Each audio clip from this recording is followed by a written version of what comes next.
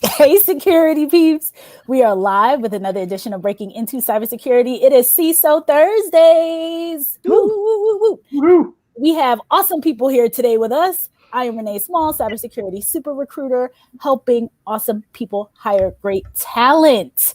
We have, before we get started, subscribe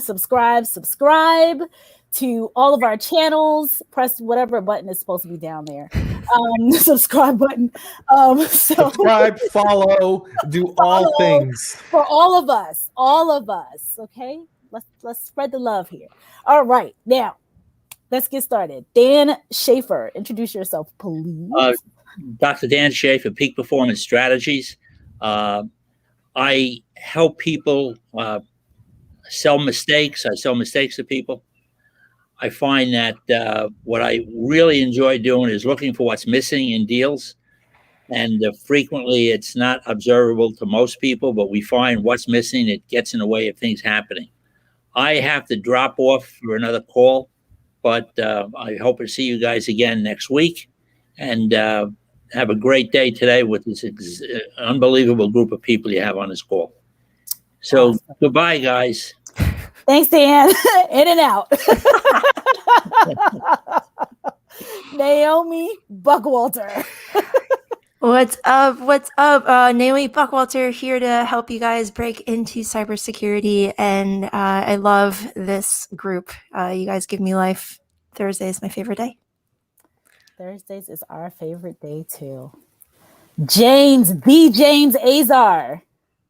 Last time I did not bow. I will bow today and say we missed hello. The bow last time. We did miss the bow. Hi, I'm a CISO and host of the CISO Talk podcast. Excelente. Our guest for today, Greg McCord. Hello, everyone. I'm Greg McCord. I'm the Global Head of Information Security for CalAmp. We're a technology company, SaaS, and we embed devices to help your company perform, optimize logistics, transportation, and more stuff around that area. So glad to be on, and can't wait to help out the community here. From the West Coast. Thank you, Greg. And Chris Foulon. West Coast, but is it the best coast? We'll leave that to others. Tupac would take you to battle on that one, man. There we go. Hey everyone, Christophe Foulon, co-host of Breaking Into Cybersecurity, security consultant, and cybersecurity career coach. An all-around awesome human. So we are going to kick it off today with Naomi. We have, there's so much going on in the news. And so many sad things. I mean, it's just hearing about the Asian community. So, Naomi, do you want to kick it off? Yeah, it is a sad topic. If you guys haven't seen the news, a recent attack happened the other day in Atlanta, Georgia, where several members of the Asian community were murdered. The police think it might be a hate crime, but it hasn't been charged as such. But the fact is that, Asian Americans, the Asian community is sometimes just seen as the invisible people. Like we sometimes aren't given any kind of attention, and maybe that's a good thing or a bad thing. But, it's great to just be aware of these things and talk about it. So I know it's kind of a sadder topic, but as an Asian American, I have been bullied and I have been randomly cursed at for no reason. And just so you know, it does happen. People who were born here and who were raised here who have never been to China, me. Just be aware of if you are experiencing it, mention it to somebody, share your experiences, because the more we talk about it, the more we say it's not okay. Because if it's hidden in the shadows, we normalize it and we think this behavior is acceptable. And just like the Me Too movement, just like the Black Lives Matter movement, we need to all come together and say what has been happening. And the more people who hear our stories and can share their experiences, the more we realize that we're all one human race. And if we just remember that, we will be better for it. Thank you for bringing up that important topic, Naomi. And definitely, I know the community has been experiencing that, especially with some of the past presidencies blaming pandemics on certain regions of the world, things like that. It's definitely something that's been happening more and more, and we shouldn't tolerate it. Yeah, I just know from my experience in the whole scenario, my wife is Asian. She's Thai, but we had to go through the whole scenario when the whole thing kicked off over a year ago, and now it's back again where we have to, I'll say it in a security way, we had to put protective measures in place, right, to help guard the family and those in our community. So, I mean, for me personally, and I just understand why we have this kind of internal hate that's kind of built up towards different people when we're all people at the end of the day. So, anyway, hopefully we can overcome some of these challenges, work together, and kind of get through this, right? Because we're all people in the matter. And look forward to help drive that change. If we remember that we're Americans first, that tends to kind of start eliminating some of this stuff and kind of understanding that we're all on the same team. Yeah. I'm a member of the Jewish faith, and I'm often targeted by hate speech, and our shul's been targeted with bomb threats and all kinds of stuff. And I know that with what happened here locally, because I am in Georgia, and some of the crimes that happened here the last few days have all been all too close to home. We've reached out as a community to share how we deal with hate coming our way, to our Asian American counterparts, because I go to shul on Saturday and we are armed because we don't know who might want to decide to come in and shoot us while we're praying. So nonetheless, we have we have 2 armed guards at our shul every Saturday, irregardless to anything. Armed guards, head to toe, former Marine guys. Unreal. So if we just focused on being American first, we might be in a better. We might eliminate some of this hate. One of the amazing things, just looking at the screen of the diversity that we have here, I absolutely love it.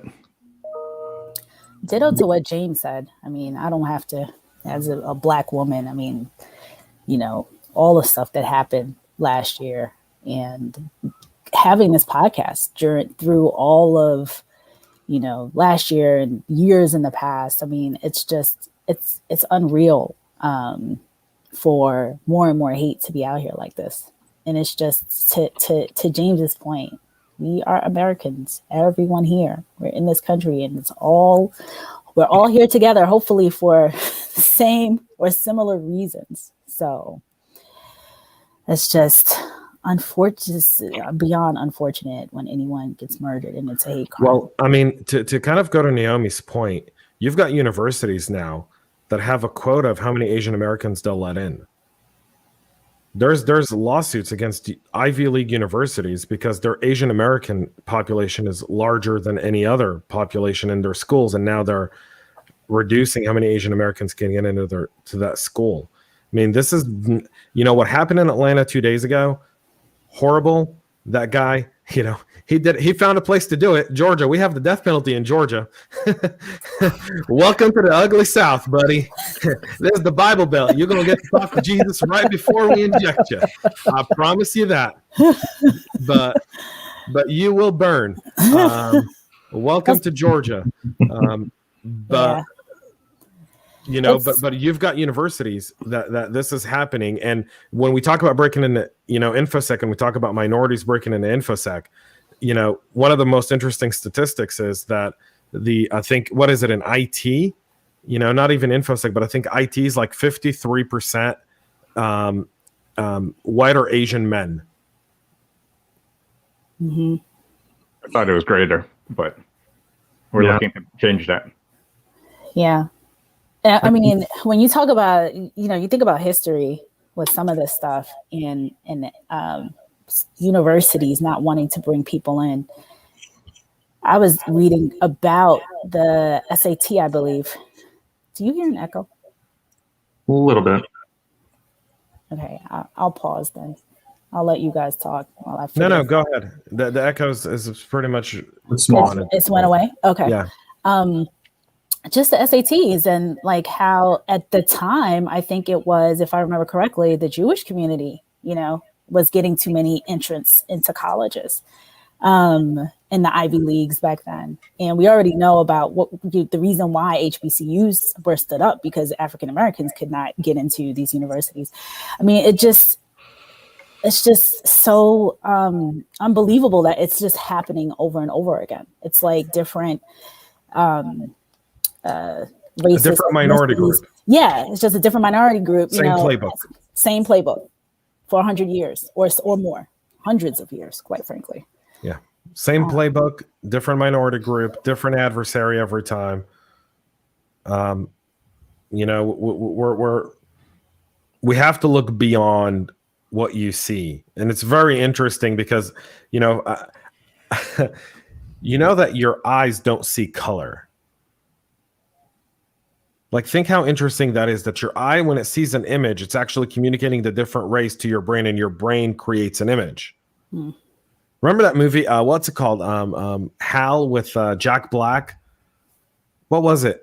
I forgot the name of the movie, but it was with Tony Robbins, where Tony Robbins puts a spell on Jack Black, where he no longer sees women. He sees his brain essentially makes women appear. It's like with Gwyneth Paltrow. It's like, I think Gwyneth Paltrow's like the worst movie ever. She had to kiss Jack Black that entire movie. Shallow Hal. Yeah. Shallow Hal. That's right. But it's very, like, science to me is like very fascinating, because the human brain is absolutely fascinating. And so when you think of the fact that we're kind of, when you see how children see people and the way children behave to specific people, and then how we as adults, like how that entire behavior, it's because of the rays and how our brain, kind of looks at that stuff. It's like and I'd like to add too, because we're talking about education, we're talking about children, and it made me think of back last March, and kind of the events that happened literally right after, where I had to have a conversation with my son, like, look, there are certain things that people are going to say to you, but you need to be strong. So I never thought in my life I'd have to have that conversation, but based on things that we've seen, even in my own neighborhood, and I live in Pleasantville, so it's like, okay, well, I now have to have this conversation, but it made me think and go back. It's like, well, hate has to be taught, and going back to James' point and Renee's point, like all that hate has to be taught. Right. So it made me think, okay, well, now we've got to go back to how are our children taught at the very beginning, and how do we address some of these changes, at the beginning of life, rather than having to come back and circle back around and address hate, right? Which is what we're all trying to do today. And I really applaud that effort, because that's going to lead to those earlier changes that absolutely have to be made. And to add to that, just like children need to be trained, our AI systems need to be trained. And there's so much bias in our current AI systems, because they are being predominantly trained by white males, and they have to have those patterns that you're being trained with re-examined to ensure that they don't have those biases in there. So that's why Renee and I have always been pushing since the beginning to have that diversity in cybersecurity, because we need the different views, the different backgrounds, especially when it comes to training things like AI, because they're going to be the fundamentals of how some things are making decisions going forward. And we need to have those models programmed better from the start, and not just finding the mistakes later. Yeah, that's an excellent point. Go ahead, Naomi. That's an excellent point that Chris made. It's not just the software that's being built currently, but even if you just Google the words working woman or working mother, and you keep that up on one screen, on the other screen you Google the images for working father, and you'll notice quite a difference in just the type of people and the type of images that come up. It's hilarious to me where the working mother, her image is just like very, very archaic and very just like the way that a working mother is normally presented in the media. And then you get a working father who's got a briefcase and it's just a man at the office. He doesn't have any children in the images with him. And to me, that's just one of those things where, man, it's just normalized and we're just kind of used to it by now. But is that something that we want our children to see and the generations after us? Can we fix it now? Can we call it out now for what it is, which is complete BS? And let's just fix that. Yeah, it's almost like when we're talking about applying code to an SDLC process or CI/CD pipeline, you move it towards where all the testing and development is done. So it goes back to my earlier comment, teaching the children, from the beginning. And it's not a process that can happen overnight. I mean, look over the last 100 years and how much progress we've made, especially in American society that's kind of reflected across the globe, right? We talk about the women's suffrage movement. We talk about civil rights. We talk about all these different areas that have, actually it's a little bit more than 100 years. Man, it's been a long time. So, I mean, it's a lot of progress has happened, and we can't let this one slide, and we can't let the last one slide, and we can't let the last one before that slide. We have to take the momentum and get that change and apply that change to, get it to our children, get it to us around us, and keep the momentum going. Yeah, and security into code into production. Sorry. Thanks for putting that in there. So I want to shout out some people. They made some great comments. I've had John's up here, and he said this panel is the perfect depiction of what America looks like. And Sharafat said, thanks for raising this. And then some of our David Brent says, I love getting the reminder you guys are live Thursdays afternoons. Woohoo. Cedric says, hello, he's back. Mafuz says, that was the quickest exit after an intro I've ever seen. Dr. Dan. Every week without fail, James says something controversial or somewhere or another this week. But I can scientifically back up this comment because your light receptors within the eyes, what they actually do transmit, and it produces a familiar sensation of color. So technically, scientifically speaking, you don't really see color. The light transmitters and your brain functions to produce color. That's why some people are colorblind. There you go. Pow. Color doesn't have a U. Take that. Science can't argue with facts. You have to put a colorblind. Facts don't give a shit about your feelings. Colors don't have a U in there either. Yeah. Yeah. Again, they're all over you, man. The freed people of the old monarchy have devoured the U. We took the U out. We took it out. Very true. Oh my gosh. Okay, so Greg, you are our guest today. Tell us about what you're seeing when it comes to security. This is our Breaking Into Cybersecurity CISO Thursdays, and we almost always talk about what we're doing to have people break into the industry. So tell us what you're seeing, from your perspective. And Naomi always has some hot topics going on her LinkedIn is continuously blowing up when it comes to leaders and hiring talent. So Greg, what do you see in when it comes to, folks breaking in? Well, I'm still seeing some of the kind of the same old adages. You need like 3 to 5 years of experience on an entry level position, and that just drives me nuts, right? And then I saw a bunch of other conversations on LinkedIn talking about the same thing, as well as this whole thing around resumes, right? Like I've been mulling around in my head, like, well, how do we get to the individual? How do we get to the person and discuss, who they really are, the qualifications they really have, and the ambitions that really help them grow, right? And no one resume is going to solve the problem, and no real job description is going to help it either. So I mean, I know for us, a lot of the things that I'm seeing is I still see a lot of that, but I'm also applying at least that change within my organization. As I'll add additional kind of lines in there to kind of get me in front of the person versus, okay, here's a resume, right?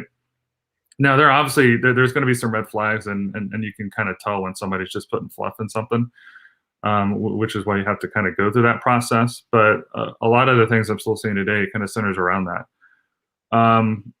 Going to more specific around security topics and kind of the vulnerabilities that I'm seeing out there, there is a crap ton, and it just keeps growing. And having seen like over the last few months where ransomware has kind of jumped and ticked up, we've seen increased phishing and all this working from home stuff. I haven't seen the end in sight yet. I haven't seen, kind of the one thing that kind of helps pull this stuff together and really drive home to addressing all these things. Except for a few exceptions. I see James, I see Naomi, I see all these wonderful folks on LinkedIn looking at addressing, change from multi-perspective and ensuring that cybersecurity gets out there. So I think from a positive trend, I think you guys are doing a fantastic job getting out there, notifying the community, letting us know, helping others break into the community. And, I look at it every day and I take a lot of the things that you guys say and I apply it to my workday to try to get one, enable others, apply it to my daily processes, and just make the overall just make it a better life for all of us in cybersecurity.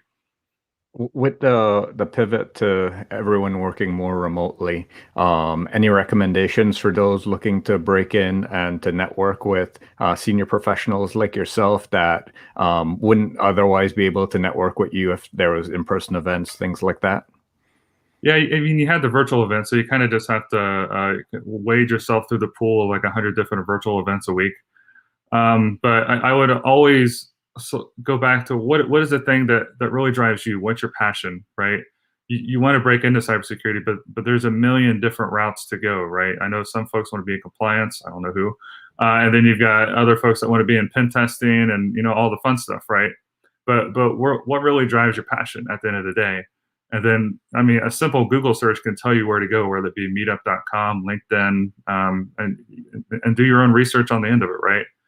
Now, one piece of advice I do have is not every company is going to be able to provide you that detailed training, for example, when you get in.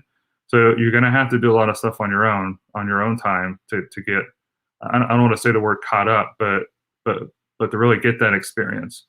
Right, like so, if you do like A Cloud Guru or Udemy, and there's a billion others, right, that are out there, leveraging that to get that experience for the area that you really want to go, and it's fairly cheap too, right? So. And in regards to your hiring process, you mentioned you're making some small changes. What progressive changes are you making to help at least change things within your sphere? Yeah, on ours, like I'll put the standard like 1 to 2 or 3 or 4 or whatever the years of experience, but I'll always add like a line kind of near towards the bottom around looking for an individual that's willing to learn, right? So it's kind of my catch-all. And I personally review all the resumes as they come in, right? For anyone on the team, just to kind of help them along, because I tend to have the most experience, and I would say I've gotten to this position, right? And I'm trying to teach that to the rest of the team members too. So not just to look at the resume at face value, you gotta learn to read between the lines a little bit too. Now, on the side, what I've also done is I've ensured that I've got to be through the whole process with, see ya. And he's gone. Ask the question and he's gone. I've also tried to make sure that I'm there with the recruiters. So when they're having the conversations, I help guide their conversations as well, to really pick out those who are willing to learn. And again, a job description or resume is just words on paper at the end of the day. We've got to talk to the folks. So I try to get that kind of thought process down to the recruiter as well. It's look, here are some of the things I've asked, like how do you make a peanut butter jelly sandwich? Always a great interview question. And then a bunch of others, right, that are more about the person, how they approach a situation, and then we can talk about specific skill sets, right? Because at the end of the day, I need somebody who can come in and hit the ground running, but you don't necessarily need to know everything about Azure DevOps or AWS Lambda or everything in there. It's as long as you can figure it out. I'm so happy to hear you talk about sitting with the recruitment team, because so many times, even I was yesterday or this morning, I was reading Naomi's one of her many, I call them hot takes, or she calls them hot takes online. And in there's always someone saying recruiters should do this and recruiters should look at this and recruiters should do that. And every single time I want to write in there, recruiters take lead from the hiring managers. Recruiters do not make the decision. Like hiring manager says, this is what I want. The recruiter goes and finds it. And I really appreciate that you are sitting with your recruiters and saying, okay, because many recruiters, as I was one, had no idea what any of this was. And so by sitting with them and really having them go through and say, okay, this is the reason why I'm picking this person, while they may not look like on paper what aligns to the job description, they actually could be a fit. So that's really cool.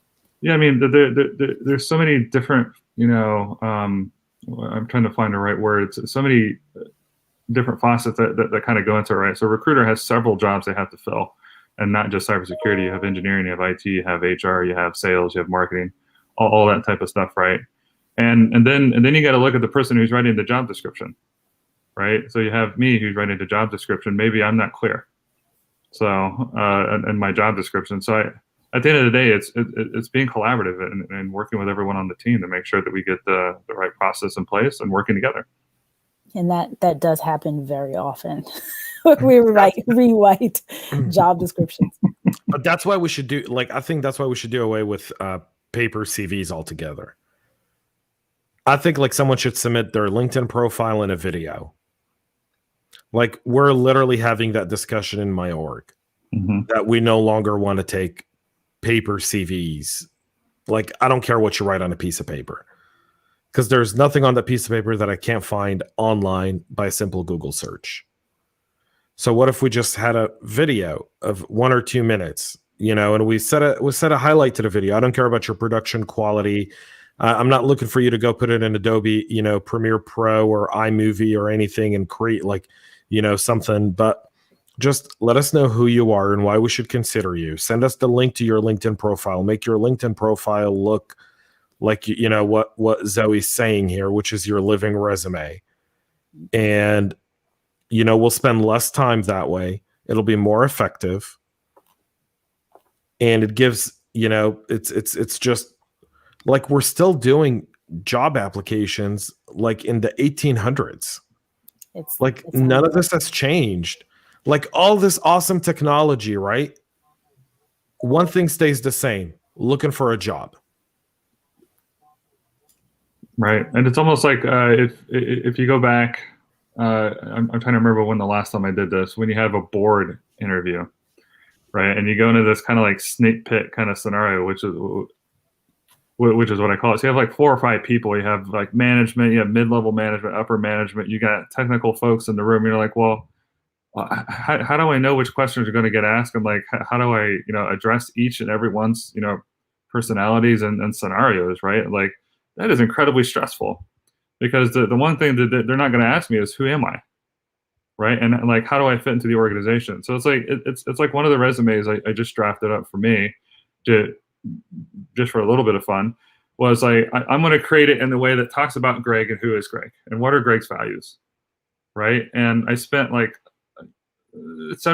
of the front page talking about my values, and then I discussed well, these are Greg's personal values, right? Because anyone who's going to look at me is going to say, well, who is Greg and how will he fit into the organization? Because at the end of the day, I'm interviewing them as they're interviewing me, right? So I apply those values and I apply it. Well, this is how I apply it to my work situation, right? These values apply here.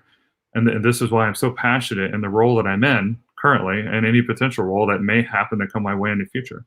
So it's interesting that we're talking about living resumes, because I think each position that somebody trying to get into cybersecurity is going to be challenging for them, because every position is uniquely different. And I think as we get in front and we have this type of video kind of conversations as well as LinkedIn, it's going to be challenging for those. And I think if they continue to network, they continue to get in front of us in the field, we can better help them. I agree with that for sure. So a couple of good comments in here. Zoe, she had one up earlier. I feel like a resume isn't enough. You have to get to know the person or at least get familiar. I feel like LinkedIn is great because it's a living resume. David Brin says, resumes are a waste of time. We have created social media for a reason. That is true. Yeah, just don't let that be Twitter. Whatever you do, don't let that be Twitter. No one wants anyone to see their Twitter.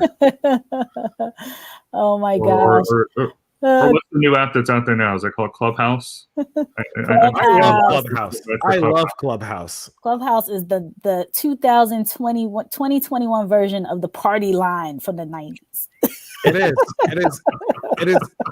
Listen, I was in a room yesterday with Congressman Ron Paul. With Dr. Ron Paul. Like, when do you ever get to be in a room chatting with Ron Paul? It's awesome. It is so awesome.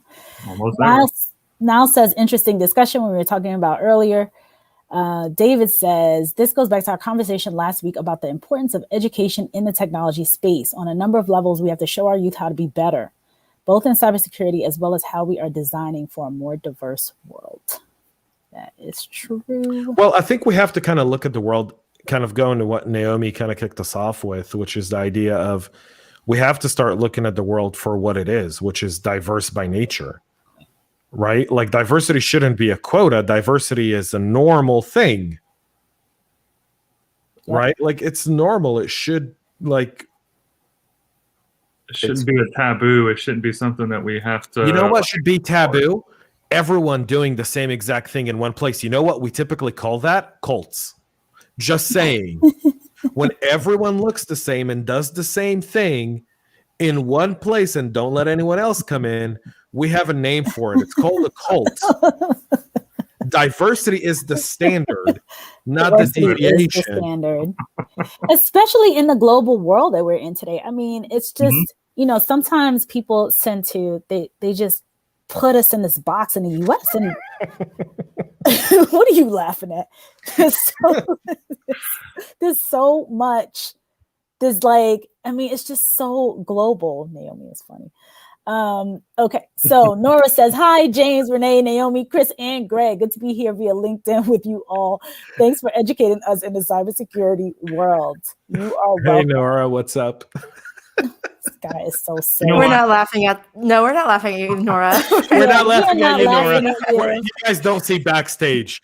Backstage, going on backstage. It's lit. Like, we should, we're going to start a premium membership for people to just see our backstage chat.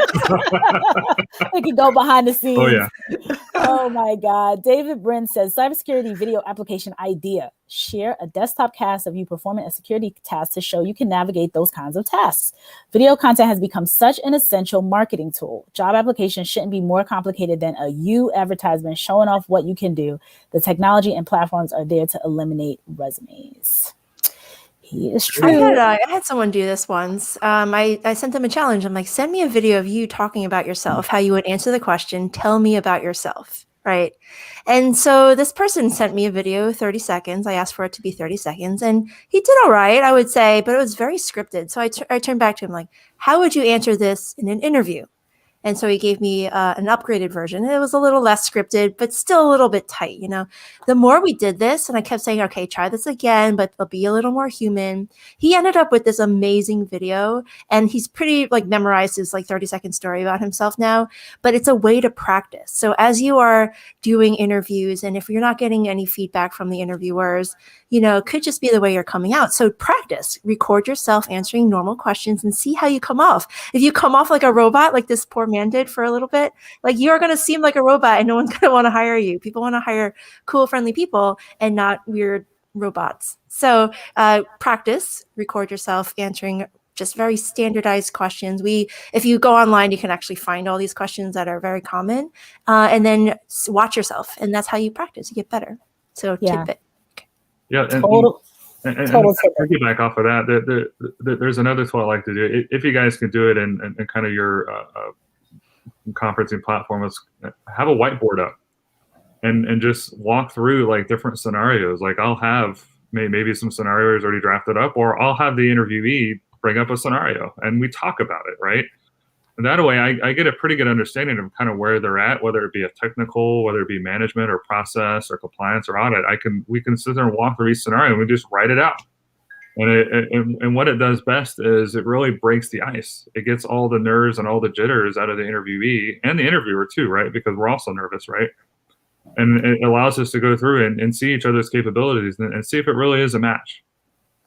I like that you said that the interviewers are nervous, because I don't think people realize that sometimes the interviewer, depending on the level of and how many interviews you do, there's as much nerves on that side as on the other side. So that one's cool. Let me shout some people out, some more people, and then we'll get into that. Niall says resumes are overrated and used to filter potential. Zoe says videos make me nervous. I think we were all nervous at a point in time on video. So talk about Naomi talking about practice. So when I very first started doing videos and putting them on LinkedIn, like 2.5, 3 years ago, I was super nervous. And the reason why I did them is because I got the same tip that Naomi is giving out. She said, the person told me, I was like, I'm really nervous. You know, like I have a hard time with video. When I'm in front of people, it's different. And she said, take some FAQs and answer them. And, you know, just talking to the camera. So your FAQs, your top 3, you know, what do people ask you about recruiting? What do people ask you about resumes? Things like that. And then answer those and then post it and keep doing it and doing it and doing it. So it's totally a practice thing. It is totally, most of us out here have not been born speakers. James probably, but as for the rest of us, we weren't just... And now, Renee, you're really good at it, right? So like the more you practice, the better you get at it, the more comfortable you are. And also just remember, no one cares about you as much as you care about yourself. So like, go ahead and make fun of yourself. It's totally cool. Nobody else will remember except for you. Oh my gosh. Okay, more comments. Lincoln says, great point on AI. Chris, I agree. Cedric says about resumes are overrated. I always let people know I may not know the function, but I guarantee I will figure it out and become an expert, which is what we do in IT. I mean, anything that was on resumes 5, 6, 7 years ago, it's like almost a waste of time. You're continuously evolving. Like the technology we used a few years ago, I keep bringing up the iPhone. Who had iPhones 10, 15 years ago? Zero. You know, there was no such thing as an app. Everything just keeps changing and changing and changing. So it's all about how quickly you learn and adapt. So 15 years ago, you're right. 10 years ago, people had iPhones. 15, sorry. All right. Just so you know, facts. Matter. James is here with the facts. Yeah, he's here. James is always here. Can't wait to get my new like little sound effect thing right here that I ordered, so I can like record like different voiceovers, like facts matter. Or like science. It really drives my wife nuts. I'm like, science, honey. That's what this is. Anyway, I will leave that one alone. We digress. Nora says, well said, James. I agree with you 110%. We are following the old school way our great grandparents made for us on the hiring process. Yeah, that's like the one thing that hasn't evolved. Our idea of evolving hiring processes, ATSs. Yeah, and LinkedIn. But LinkedIn was derived from that. That's actually really funny. If you like read LinkedIn's initial mission, it was like to connect job seekers and it was all recruiters. It was all recruiters. Yeah. The old monster.coms and resume.coms or whatever they're called today. Yeah. Yeah, it literally was the social media of that.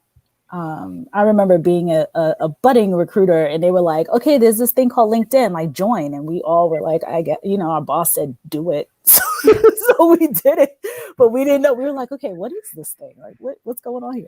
It's like Recruiter Stalker Net, because it was like for my company, I was in as like a regular person, and then I joined in through the recruiter side to help the recruiters. Yeah. Like, man, you can really see a lot of info about people. And a lot of stuff back there. See a lot of juice back there on the recruiter side. So David says Twitter equals dumpster fire emoji. Hilarious. A party dumpster fire.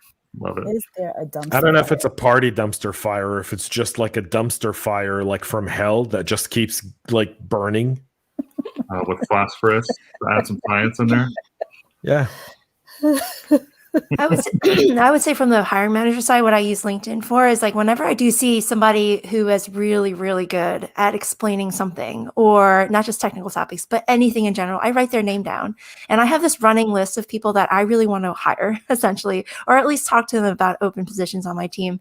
And this is true. I have names written down on Post-it notes, and like I can't wait to reach out to them when I have a perfect fit for a SOC analyst or for a security architect. Like these will be the first people that I will call. And it's only because I saw you on LinkedIn, or you were very professional in the way you communicated, not just on my wall, but on someone else's thread or someone else's comment, or you made a really insightful post. And I'm just like, well, this person really has it together and I want to know more about them. And so I have a list. I mean, that's how it works. That's totally, what leaders do, what we all do. Social media is it. You're on here. We're all on here collectively, LinkedIn Live, YouTube Live, all of that stuff. And the people who are going to kind of break through the noise are folks that are doing that are putting out the videos that, we talk about it every week. The young lady we said, hey, do a video. And in 30 seconds, she did a video. And by the end of the week, she had it 2 days later or something like that. She reached out to James like, hey, I got a job. She got an internship. And then, a couple weeks later, got a full-time opportunity. Like it works. It totally and works. She's not the only one. And, right. but that's the thing about videos is on paper, nothing like there's maybe 2 or 3 documents that on paper are worth being on paper. And all the rest should not be on paper anymore. Right? Our Constitution, our Bill of Rights, the Bible and the Torah, and the Quran, and that's it. And everything else should be on video at this point. Everything else should be on video at this point. Well, I mean, I would even go above like the Constitution, right? Because the Constitution itself is a living document, right? So it's like, well, here's the framework. We document the framework, then everything else is kind of the living portion of it, right? So as society changes, we modify that document according to society and governments. Anyway, this is a whole other podcast. So I will not go into that one. That's our civics podcast. It's called "We Agree, I Declare." I remember, what is it? Well, it was still relatively recent. I gave a bunch of civics lessons over the last year. I was like, hey, this is government. Anyway, I will leave that alone. That's on James's civics podcast. It is. It's like my civics podcast. It's going to be awesome. It's going to be groundbreaking because I'm going to have a Democrat and a Republican on my podcast every week. Oh, like the Hill. Yeah. No, they're elected members, and all we're talking about for 30 minutes is what they agree on. Can we establish principles of agreement? I like that. That's no, cool. Don't tell. Like, let's talk about the ideas we can agree that are right for America. There you go. Yep. I'm sick of all the negativity, even in cyber. I was saying something like, kind of talking about, this whole topic though, but something that's really challenging for me is a lot of the stuff I see in cyber, that's really negative. And yesterday I shared this with Renee and Naomi. A mom and her daughter were arrested and charged for switching the votes on homecoming queen at their school in Florida. And you should have seen the comments on this story on LinkedIn, and people were like, the insider threat is real. And I'm like, can we laugh it off? How about where's the laugh emoji here? Like, this is like even the cops that arrested queen. Yeah, they're like, you couldn't win this one straight up. Right. That's what's so fun. And I think my comment was, is winning homecoming queen that big of a deal? Apparently so. Hacking into the system, like, what do you get for that? Apparently so. A lot of free time. Oh my God. But no, seriously. She had a really nice crown. Like, so here's the deal though. Like, everything is so negative all the time that we're forgetting to look at a lot of the positive stuff that are being done in cybersecurity in general, and also just in general around us, because we're constantly overwhelmed with the sky is falling, and the sky is not falling. All right. When I do the CISO Talk podcast, one of the things I ask every CISO is, what's one thing you see us improve on? Like, it's a problem we're solving. And I haven't had one answer repeat itself in over 100 interviews. What does that tell you? Stuff is improving. Yeah. Stuff's moving. It's improving. Mm-hmm. It's moving. It is right definitely now, moving. It's not going to move at our speed, and may not move the way we always want it to be, but it's moving. And I think we need to focus on that, and we need to continue to have these conversations that derive change, that bring more people. But we got to get out of our echo chamber. I agree with that. Yeah, and I'll kind of add to that too, because I know myself, and I'm very much introverted. So when I say I'm nervous in front of like this crowd or any other crowd, it's 100% true. What you guys can't see, because I keep moving my ears around, is how red they are right now. But because I'm nervous. But as we grow professionally, we get to this kind of simplified kind of progress, right? And I don't remember who I got it from, so I apologize for taking this podcast live. But it's like you go through really 3 simple phases, and that is you go through the learning phase, you go through the earning phase, and you give back, right? And for me, I heard that and I said, that's fantastic, because it's true. And part of the challenge I'm learning. So I'm learning, I'm earning, and now I'm also giving back. And I view kind of podcasts, whatever else I'm doing, as kind of this give back, because I'm also part of the board of the Cloud Security Alliance in Orange County here in California.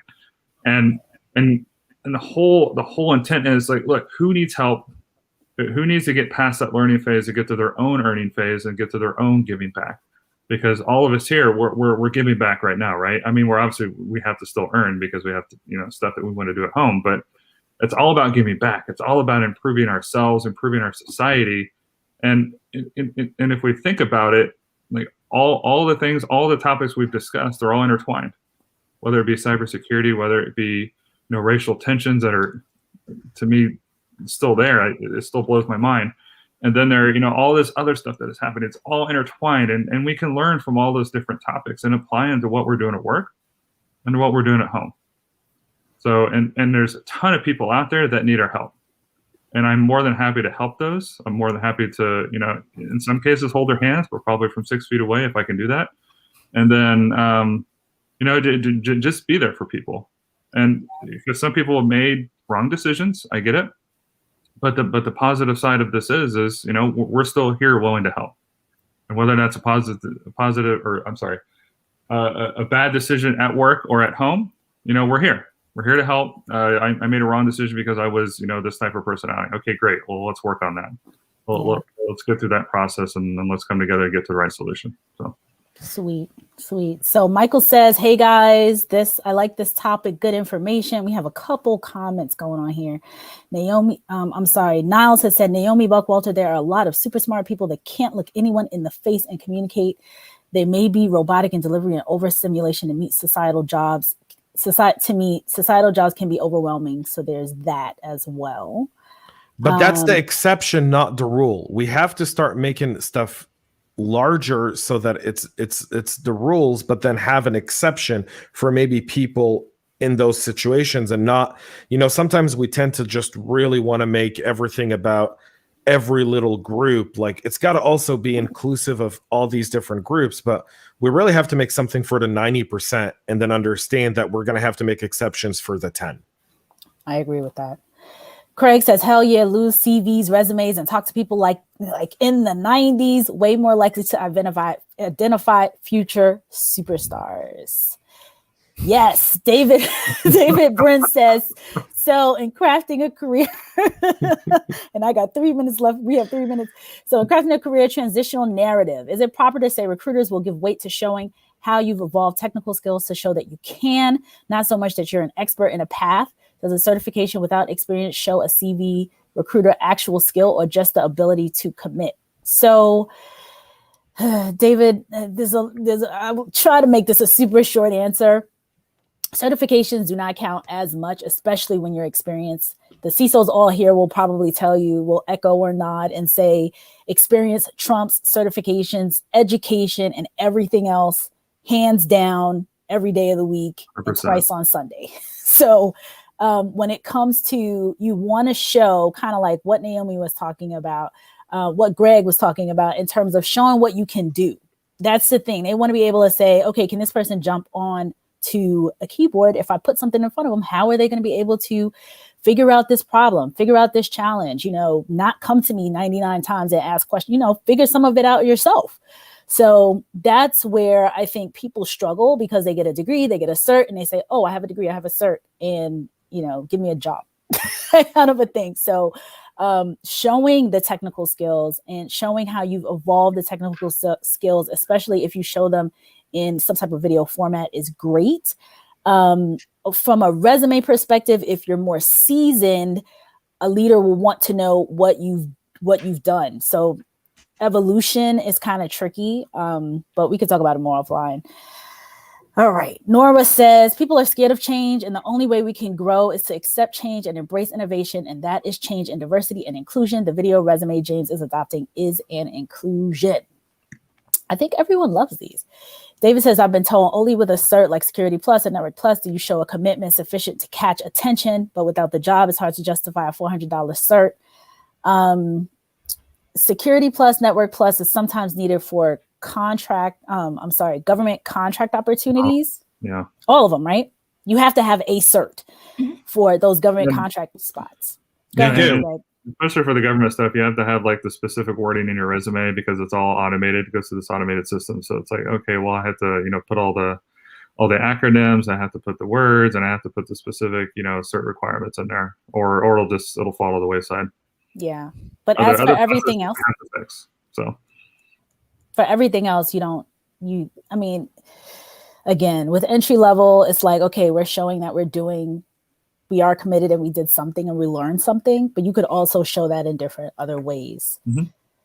Nora says, the Constitution was created without diversity and inclusion, and years ago, way before we were born. We need to embrace change and come together and move on. That is the only way we can be strong together. Nora. Okay, mm-hmm. Zoe says, the story about the mom who used a deep fake to kick girls off her daughter's cheerleading team was wild. I didn't see that one. Oh, yeah. Man, moms and daughters and computers, y'all are dangerous. We need to. You know what's funny? That is danger right there. Literally.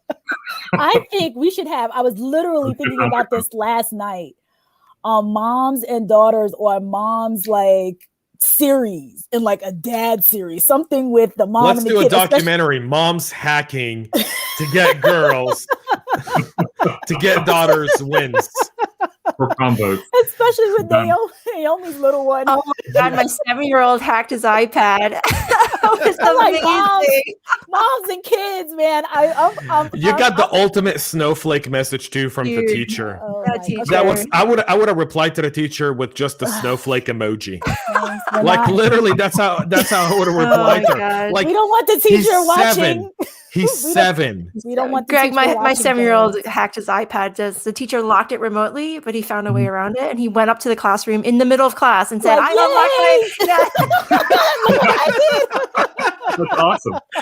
That's awesome. Anyway, folks, it is the top of the hour. We're 1 minute late. James, I want to share a good news story, because that's how I want to start ending these. So a 77-year-old substitute teacher in California got $27,000 from former students and community because he's been laid off of COVID and was living in his car. And so they raised $27,000 to get him out of the situation he was in. Have faith in humanity, because humans are good. We are good. Absolutely. Mm-hmm. All right, folks, we will see you next week with another episode of Breaking Into Cybersecurity, CISO Thursdays. Bye, everybody. And thank you, Greg. You have to come back. Yeah, I have to bow too. Yes.